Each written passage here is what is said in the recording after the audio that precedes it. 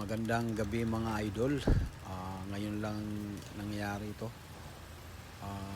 May malaking sasakyan na may kargang bulldozer. So hindi inasahang pangyayari. Sumabit yung wire doon sa tuktok ng bulldozer. Ngayon nahila na yung wire. So mayroong isang poste na natumba.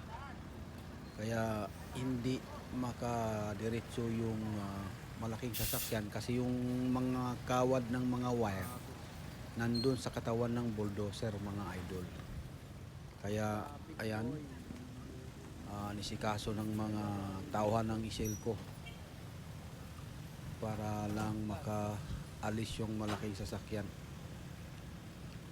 Ayan mga idol, oh. Ngayon lang yan dito sa may sa may gate ng Villa Sosa, sa may harapan niya. So mayroong isang equipment ng Iselco, parang itutulak yata pataas yung yung wire kasi masyado nang bumaba. Ngayon maraming dumadaan na nagkukos ng traffic dito sa harapan ng Villa Sosa mga idol. Ayan po yung kaganapan ngayon. Ito medyo matagal lang ito dahil maraming wire, sanga-sanga yung wire, tapos yung poste talaga nandun nakahambala sa harapan mismo ng bulldozer. Kaya po yan